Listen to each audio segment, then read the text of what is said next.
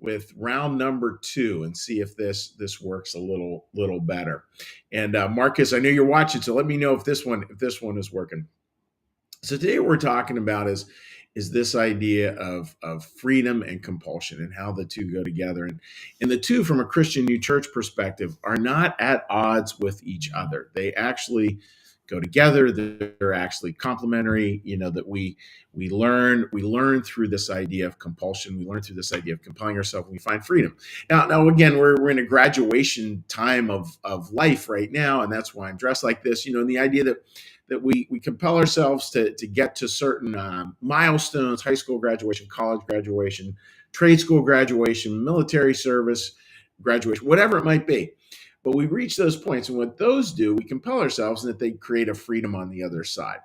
And that's not something. Oh man, hold on here, guys. All right, so let's try. Let's try that. Let's see if that works there, friends. I'm hoping it does. So freedom and compulsion, again, they go together. And again, the more we exercise compulsion, the more freedom we'll actually find on the back side of that. And we can see that, friends, when we take a look at again how does graduation work? Again, that's why I'm dressed like I am. How graduation works. So let's take a little look at a passage here. This is from the book Secrets of Heaven. And here we go. Obviously, then we ought to force ourselves to do good and speak truth. All right, that's straightforward. The secret here is that when we do, the Lord grants us a sense of autonomy that is heavenly in nature. A heavenly autonomy forms in us when we contemplate making an effort. That heavenly autonomy, folks, is really important. It's not sort of a glib agency. Like, there's so many parts of life like that we cannot control, and it's the vast majority of our lives, well over 90% of our life, we have very little control over.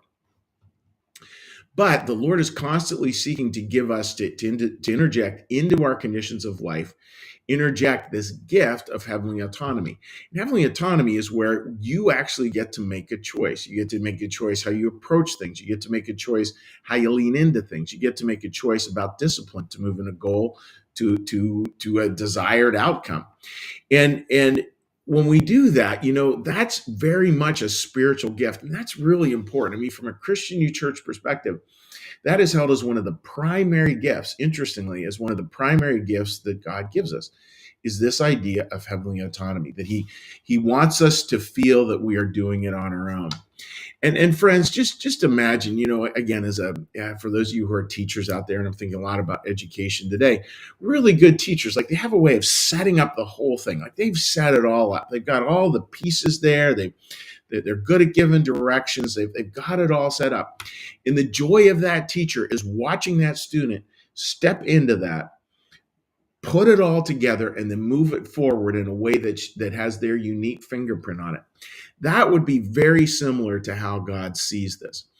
And that's a different kind of view of compulsion than sort of a punitive compulsion. If you don't do this, then I will. It's not that at all. It's much more trying to get to the real freedom, because people want to make a difference in the world. And it's this reminder again and again that we can do hard things.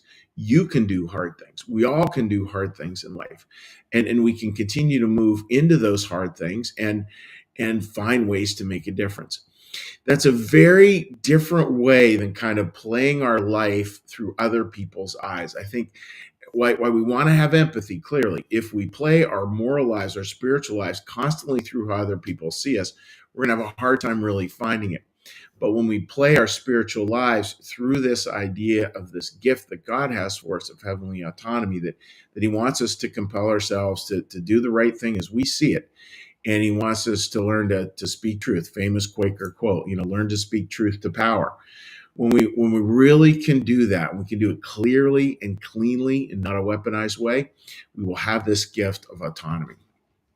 So, friends, it's just one to think of as we go into this weekend. Like, where do you see that for yourself? Where might you be trying to practice a form of autonomy where you get a sense of like, yeah, I'm going to compel myself, this weekend to do maybe the thing that's a little hard, or to say the thing that might be a little hard for me to say, Do not weaponize it. Please, please, please, please, please do not weaponize it. Use it with gentleness, with kindness.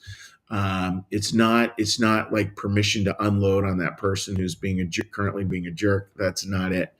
It's just where you really can feel that, and notice in yourself that feeling of autonomy. Notice in that self that feeling of like, oh yeah, that's who I actually am. That's what I actually believe. That's where God is actually calling me. Now, someone can disagree with that. Somebody can have a very different perspective on that, and that's fine too. Like, I mean, we all get a point of view. Our job is to share that point. It's just like a good restaurant. We all have different kinds of restaurants, and we should all share what the best of those restaurants are, and that's how the community starts to grow.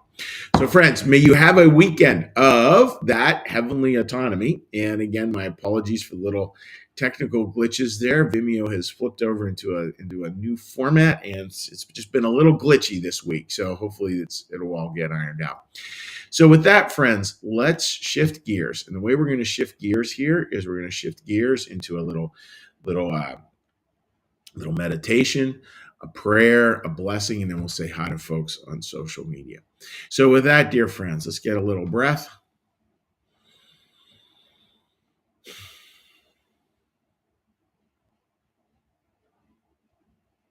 Be still and know that I am God.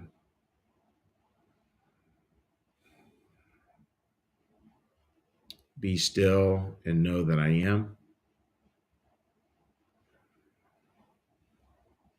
Be still and know that I.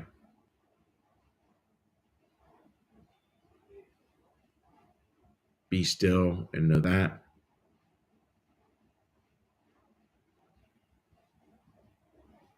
Be still and know. Be still and.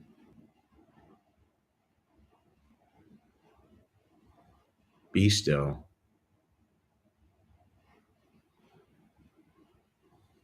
Be.